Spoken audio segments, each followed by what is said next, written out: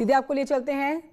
केंद्रीय स्वास्थ्य मंत्री डॉक्टर हर्षवर्धन को टीकाकरण आज किया जा रहा है। उनका कोरोना वैक्सीनेशन ली है। अब से कुछ ही देर पहले केंद्रीय स्वास्थ्य मंत्री डॉक्टर हर्षवर्धन ने ये देखिए यहां पहुंचे हुए हैं और अब टीकाकरण उनका किया जा रहा है।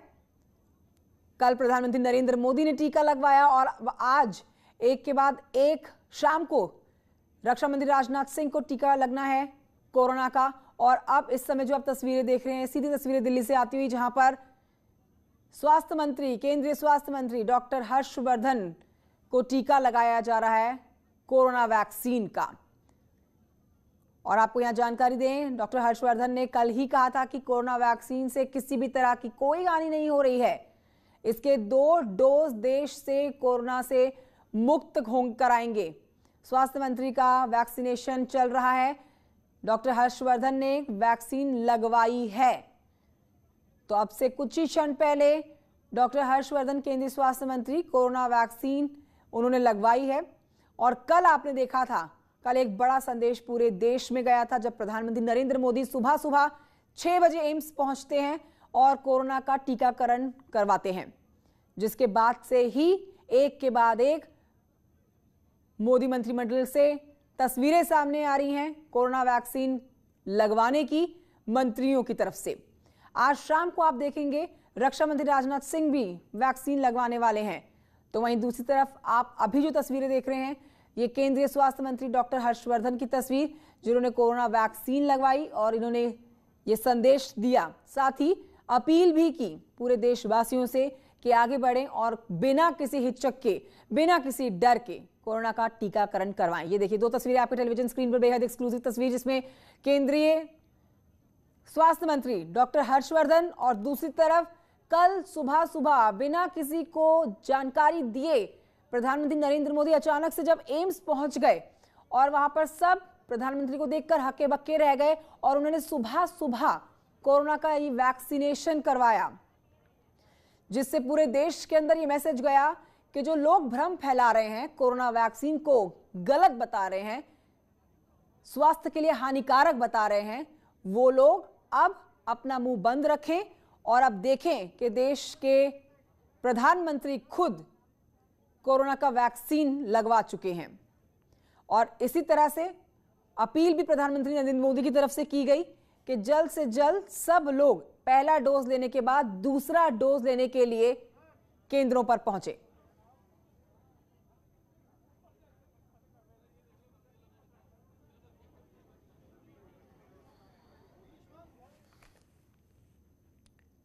अब आगे बढ़ते हैं, आपको बताते हैं कि मार्च के पहले ही दिन मौसम ने अपने तेवर दिखाने शुरू कर दिए हैं। कहीं धूप, कहीं तेज गर्मी, और यही कोशिश अब सबकी बचने की है इनसे। मौसम में आमतौर पर होने वाले बदलाव से बिल्कुल अलग बदलाव है। मुंबई के लोगों को मौसम के इस बदलाव ने सबसे ज्यादा परेशान कर दिया। फरवरी खत्म होते ही तापमान में बढ़ोतरी से रफ्तार देखी जा रही है।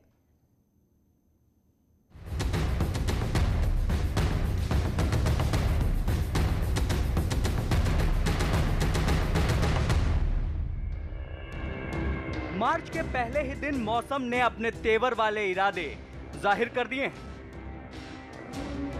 कहीं तेज धूप तो कहीं गर्मी से बचने की कोशिशें।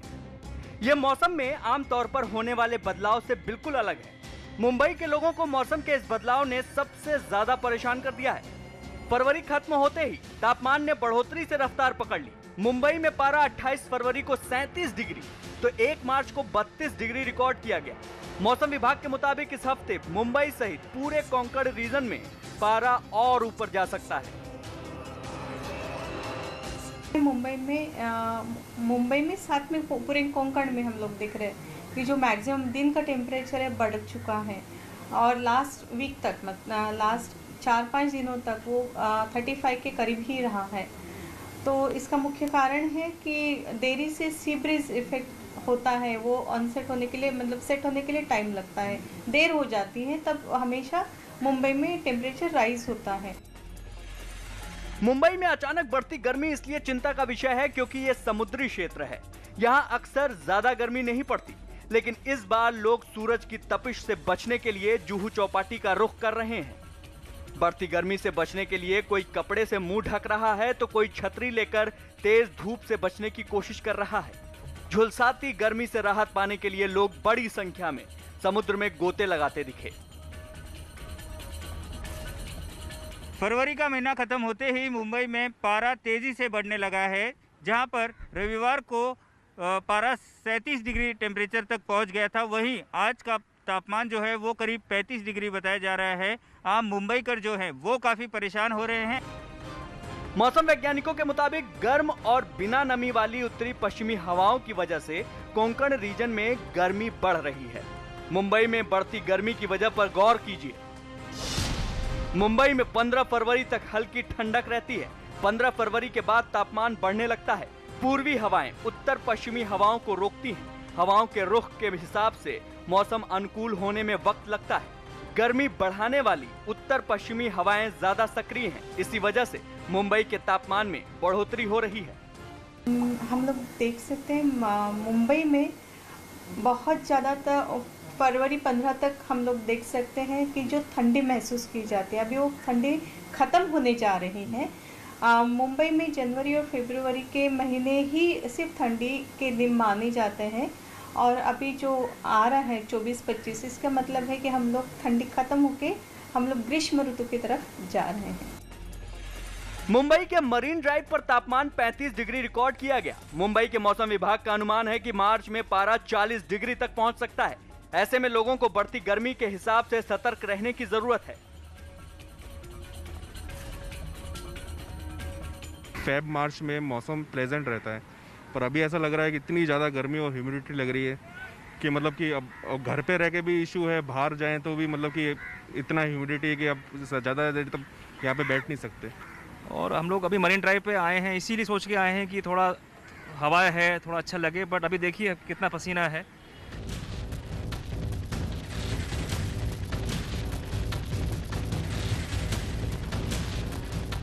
मुंबई की तरह पटना के लोग भी मार्च के शुरुआत से ही तपते सूरज से बेहाल हैं। पटना में तापमान 30 डिग्री के आसपास रिकॉर्ड किया गया। इसकी वजह से लोग अभी से पंखे यहां तक कि एसी का इस्तेमाल करने लगे हैं।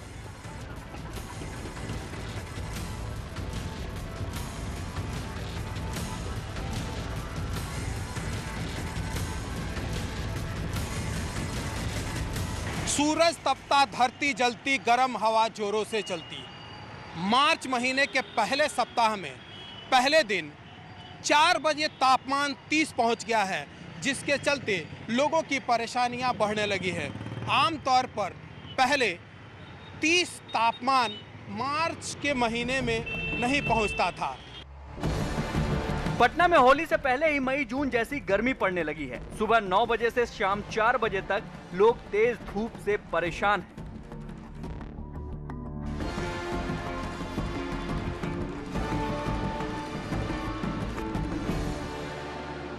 मार्च में ऐसा कभी देखा नहीं गया है। अचानक से मौसम, ठंड भी इस बार बहुत कम गिरा, फिर अचानक से बहुत ज़्यादा गिरना, मौसम इतना तेज़ से बदलाव हो रहा पता नहीं चल रहा है। बहुत ज़्यादा दिक्कत आ रही है। अभी एसी ऑन हो गया है जो कि अभी नहीं था। आज के दिन बहुत ज़्यादा ही गर्मी है। कंपैरिजन पिछले ईयर के मुताबिक काफ़ी ज़्यादा ही गर्मी दिख रहा है। आज फर्स्ट डे है मार्च का, बट अभी से ही लग रहा है कि नहीं, जून जुलाई का फील हो रहा है। वेस्टर्न डिस्टर्बेंस के कमजोर होने से तापमान में बढ़ोतरी का असर लेक सिटी उदयपुर में भी देखने को मिल रहा है। झीलों के शहर उदयपुर में न्यूनतम तापमान भी 17 डिग्री सेल्सियस रिकॉर्ड किया गया। ये सामान्य से 2 डिग्री ज्यादा था। उदयपुर में तापमान 28 डिग्री दर्ज किया गया। राजस्थान की राजधानी जयपुर में तापमान 31 डिग्री पहुंच गया। यानी वेस्टर्न डिस्टर्बेंस के कमजोर होने से राजस्थान में भी गर्मी तेजी से बढ़ रही है।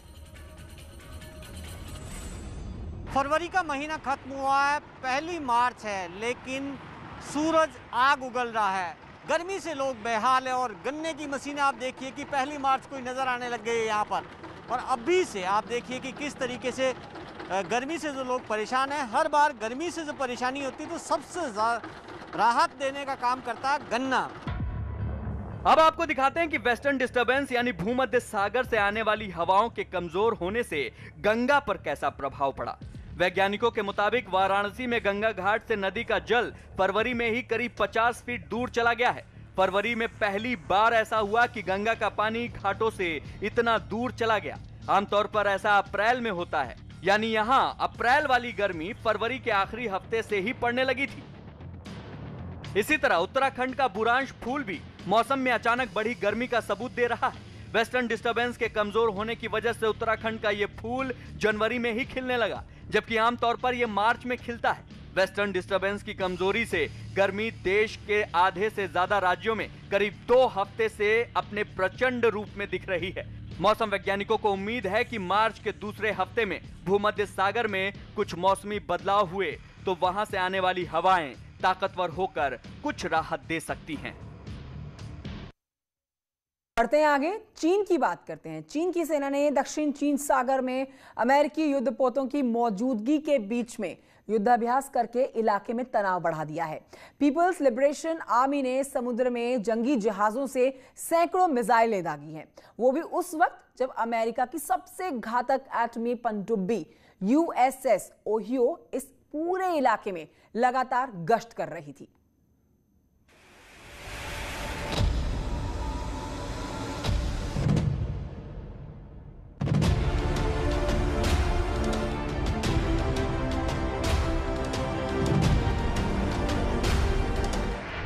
समंदर में महायुद्ध की आहट।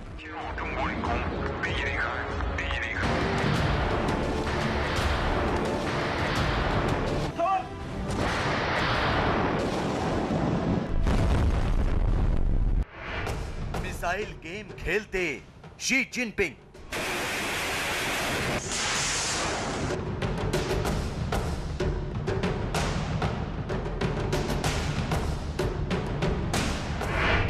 दक्षिण चीन सागर में बढ़ता तनाव।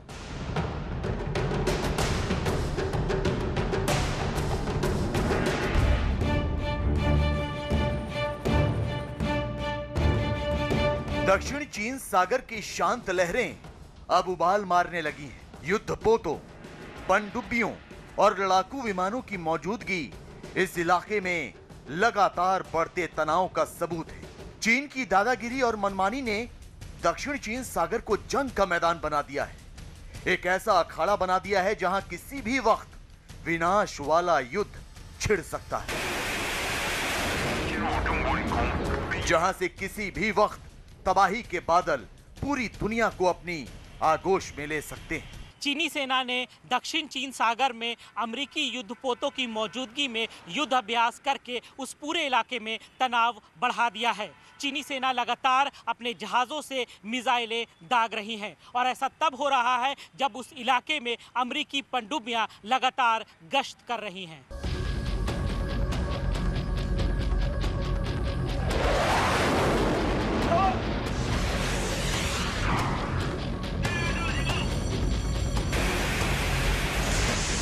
डोनाल्ड ट्रंप के बाद अमेरिका की सत्ता जो बाइडेन को मिली। चीन को उम्मीद थी कि जो बाइडेन थोड़ी नरमी बरतेंगे और दक्षिण चीन सागर में उसकी मनमानियों से मुंह फेर लेंगे, लेकिन हुआ उसके ठीक उलट। चीन के विस्तारवाद के खिलाफ अमेरिका पहले से कहीं ज्यादा आक्रामक हो गया। अमेरिका ने दक्षिण चीन सागर में चीन की हेकड़ी निकालने के लिए कमर कस ली। अमेरिकी युद्धपोत और जंगी जहाज इस इलाके में गश्त करने लगे। यही नहीं, अमेरिका के साथ फ्रांस भी चीन पर नकेल कसने के मिशन में कूद पड़ा और दक्षिण चीन सागर में अपनी घातक परमाणु पनडुब्बी भेज दी। इतना बहुत था शी जिनपिंग की बौखलाहट बढ़ाने के लिए।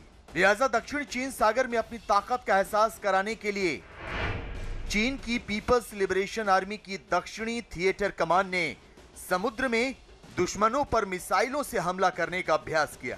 इस युद्धाभ्यास में गाइडेड विध्वंसक missile Yinchuan, guided missile frigate Hengyang और चीन के दूसरे जंगी जहाजों ने हिस्सा लिया। सूत्रों से मिली जानकारी के मुताबिक चीन की नौसेना ने दक्षिण चीन सागर में युद्धाभ्यास के दौरान 100 से ज्यादा मिसाइलें दागी। तो इसे जंग की आहट इसलिए बताया जा रहा है क्योंकि दक्षिण चीन सागर में अमेरिका की सबसे घातक परमाणु पनडुब्बी USS ओहियो लगातार गश्त कर रही है। साउथ चाइना सी के अंदर चाइना बहुत ही जिटरी है, घबराया हुआ है। उनके PLA के जो वॉरशिप्स हैं, मिसाइल्स, वो समुद्र के अंदर बहुत मात्रा में हंड्रेड्स के अंदर मिसाइल्स दाग रहे हैं, जो कि पारासेल जो आइलैंड है उसके पास, क्योंकि अमेरिका का वहाँ पे जो सबमरीन है, न्यूक्लियर पावर सबमरीन ओहियो, वो उस इलाके में है। तो इन लोगों को मैसेज देने के लिए कि हम कहीं किसी भी एक्सटेंट तक जा सकते हैं। चीन की सरकारी मीडिया CCTV के मुताबिक चीन सेना की दक्षिणी थिएटर कमान ने समुद्र में दुश्मनों पर मिसाइलों से हमला करने का अभ्यास किया। तो आपको बता दें कि चीन सेना की दक्षिणी थिएटर कमान ही दक्षिण चीन सागर में जल क्षेत्र की रखवाली करता है। चीन ने इस कमान को ताइवान, जापान और वियतनाम से निपटने के लिए तैनात किया हुआ है। दक्षिणी थिएटर कमान में 500 से ज्यादा अलग अलग तरह के युद्धपोत शामिल हैं। हालांकि साउथ चाइना सी स्ट्रेटेजिक सिचुएशन नाम के थिंक टैंक ने दावा किया है कि एक अमेरिकी टोही विमान ने पार्सेल द्वीप के पास चीन के जल क्षेत्र के करीब उड़ान भरी है। ऐसे में बहुत मुमकिन है कि चीन के तेवर और अमेरिका की आक्रामकता भविष्य में जंग की शक्ल ले ले। कब्रिस्तानों पर कब्जा अब आम बात होने लगी है। शहर में कब्रिस्तानों की देखरेख वाले काजी ने जब अपनी टीम से निरीक्षण करवाया तो कब्जे की पूरी कहानी सामने आ गई।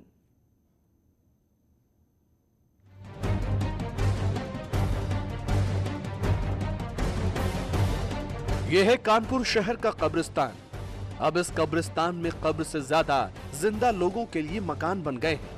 यही नहीं, बिजली विभाग और जल निगम ने भी कब्रिस्तान में सुविधाएं दे दी हैं। बिजली पानी के साथ जब घर हो तो जाहिर है कि किराएदार भी मिलने लगेंगे। अब आप समझ गए होंगे कि शहर के कब्रिस्तानों के साथ क्या हो रहा है।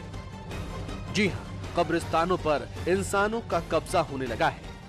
बसता है एक कब्रिस्तान के अंदर एक तकियादार होना चाहिए जो कब्र खोदे, लेकिन इन लोगों ने क्या, हर कब्रिस्तान के अंदर 10-10, 20-20 तकियादार हैं। फिर वो 100-100, 200-200 आदमी बसाए हैं। मैं जो है कमरों के, हर कमरे का वो किराया 2-2 हज़ार रुपए ले रहा है। इस तरीके से कब्रिस्तानों का वजूद खत्म हो जाएगा। मुस्लिम कब्रिस्तान नगर निगम का कब्रिस्तान है, आवामी कब्रिस्तान है, छेदी शाह कब्रिस्तान, तकिया हुजूरी शाह, जितने भी यहाँ कब्रिस्तान है, सारे कब्रिस्तानों के अंदर इन लोगों ने कब्जे कर रखे हैं। शहर के कब्रिस्तानों के निरीक्षण के लिए जब शहर के काजी ने अपनी टीम भेजी तो पता चला कि एक कब्रिस्तान में कब्र खोदने के नाम पर 200 से ज्यादा लोग रह रहे हैं। यही नहीं, कब्रिस्तान में दुकानें भी किराए पर दी गई हैं। कब्रिस्तान में कब्जा करके रहने वाले से जब हमने बात की तो सुनिए इनकी क्या दलील थी। कब्रिस्तान में सिर्फ कब्रिस्तान ही रहना चाहिए, वहाँ मकान नहीं रहना चाहिए। ये मेरा भी सोच है, मेरी भी कहना है। मगर यहाँ जब शुरुआत से पीढ़ी रहती रही, ये बदरिया पारिक थी पीछे, यहाँ हम लोगों के तंबू लगे थे बाबा दादा के। अब हम तो साहब तब पैदा भी नहीं हुए थे। आज हमारा ये दुर्दशा है कि हमको यहाँ धमकाया जाता, घुड़काया जाता। कोई बिल्डर आ रहा, बिल्डर मकान बना रहा, कोई आ रहा, कोई बना रहा। तो सर यहाँ धमका घुड़का के यहाँ कोई मुतवल्ली नहीं में। अभी कितने घर होंगे? कानपुर शहर में छोटे बड़े कई कब्रिस्तान हैं और कमोवेश सभी की कहानी एक जैसी है। कब्रिस्तानों की देखभाल करने वाले जिम्मेदार लोगों से अपील है कि कम से कम एक कब्रिस्तान में एक तकियादार की व्यवस्था सुनिश्चित करें। शहर में भूमाफियाओं की काली छाया खाली जमीन प्लॉट पर नहीं बल्कि अब कब्रिस्तानों पर भी पड़ने लगी है। यही वजह है कि कानपुर के कई ऐसे कब्रिस्तान हैं जहां माफियाओं ने अपने गुर्गों को बसा दिया। उन्होंने दुकान, मकान और यहां तक कि अपने प्रतिष्ठान तक कब्रिस्तान में बना डाले, जिन्हें देखने वाला कोई नहीं। विजिलेंस आशीष पांडे के साथ अमित गंजू, न्यूज़ 18 कानपुर।